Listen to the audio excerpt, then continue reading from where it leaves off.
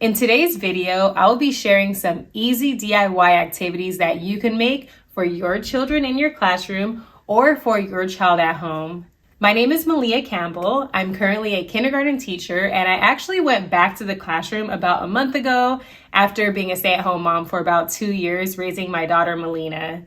I'll have to say that it has been a huge transition, and I created this video because one of the things that was a big challenge in my classroom is that when my students are done with their morning work, they're always like, I'm done. And honestly, it's pretty annoying. The literacy activities that I'm going to show you have been so helpful, especially when I'm doing a small reading group. Before we get started, I wanted to say thank you to everyone who supports this channel. I recently hit a milestone of 10,000 subscribers, and to me, that is a huge deal, and I'm just so grateful for your support.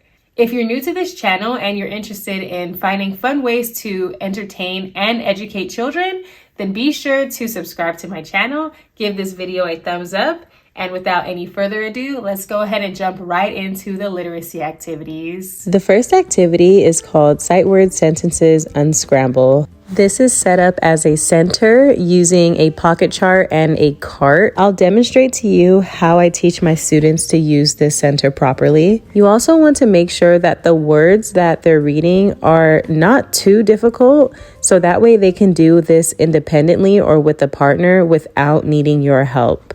The cards that are being used within this activity are from a resource I created a few years ago when I wanted to do this activity with one of my students that I was private tutoring, but I could not find a resource that matched my needs. So I just went to Canva and created my own. And so what I did was create images that have the same color as the sentences. You can see the border around it. And students are supposed to sort the colors first before they begin the activity. Now I'll show you how I teach my students to use this activity properly. First, I take the picture first. What do I take first? The picture. Okay, and then I put it right here. Okay, then I take my words and I just place them on here. Does this make sense? No. Read, I like to. No. So you have to change the words to make sense, to make a real sentence. So what would it be? I like to read. Good. I like to read. Okay, is that correct? Yeah. Okay, so now we go on to the next one. What do I grab first? The picture. The picture. Okay. What should it be? I want to swim. Right, I want to swim. This next activity is something we do during our small group reading lesson. So they have a little plastic bag with cards that are laminated, little tiny cards that are just printed on paper. And then I have them build a sentence. I don't tell them what the sentence is, but they figure out what the words are and then create a sentence using it. And then I have them place the cards back into the bag by saying a word, and they identify it and then place it in the bag. I did not create the cards here. My school actually just gave them to me to use with them, but these are really easy to make yourself. Now we have one of my students' favorite activities, which are to create sight words with moldable manipulatives. I created sight word pages and laminated them after I printed them off, and the moldable manipulatives that we use are Play-Doh and Wiki Sticks. Some of my students have never used Wiki Sticks before or seen them, so this was a great and fun activity for them. They loved it, and here's a few more tips on how to do this activity. Can you use it in a sentence? Are you going to Miss Campbell's shop? And how do you spell it? Y-O-U. Great job. Next up, we have another student favorite activity, which are to build CVC words with magnetic letters. Now, this activity is really fun because it allows students to manipulate the letters, and the supplies you'll need are magnetic letters, of course, a cookie pen, and CVC task cards that I also created. All right, so we have, this is a kid. Id.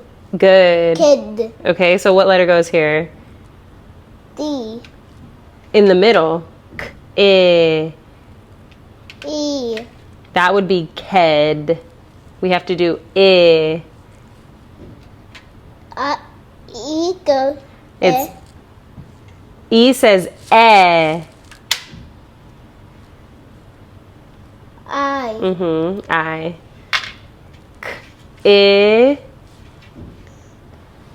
D. D. D. D. Good job. This activity is perfect if you're on a budget. You can just go buy some wooden clothespins, write letters on it, and have a paper. I'm using one of those fancy papers with the 3 lines on it, the scaffolded lines, but you can use any type of paper that you have. I just wanted to make it a little bit more colorful, and students match the letters to the card and say the words and spell it. I'm about to win this game. I got 2, 3. Wait, this is 9. Has on a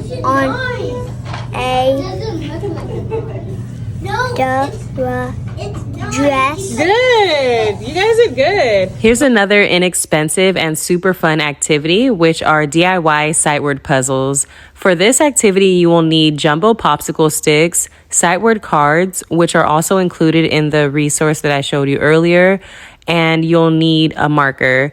So after you glue your pages onto the popsicle sticks using Mod Podge or glue, then you cut them using a razor and then draw little shapes at the top so students know to sort them and they know which cards go together. Then they build the puzzle and read the sentences.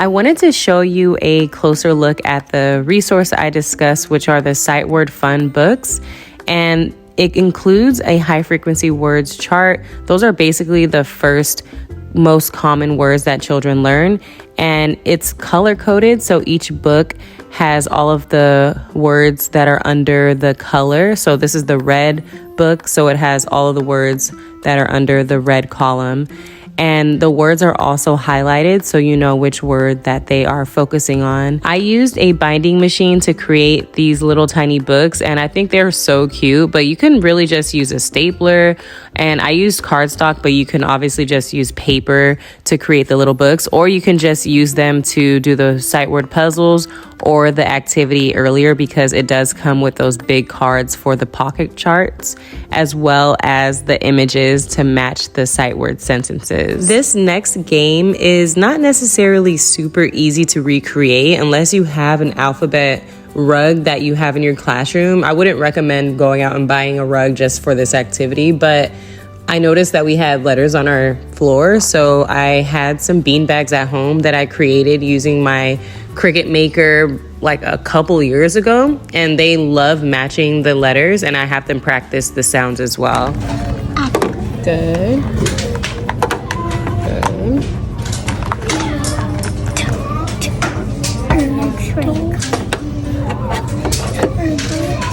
So I had alphabet picture magnets from my previous years of teaching, so I decided to put them to use by creating a cookie pen that has letters on it. And by the way, a cookie pen is such a great teacher hack because it's only $1 or $1.25 at the Dollar Tree. So I have a ton of them because I use them for so many activities. So if you're not new here, you probably know that I love using my Cricut machine. So I did use my Cricut Joy Extra to create letters with this vinyl material, and I'm just sticking it onto the cookie pen so that students are able to match the letters with the pictures.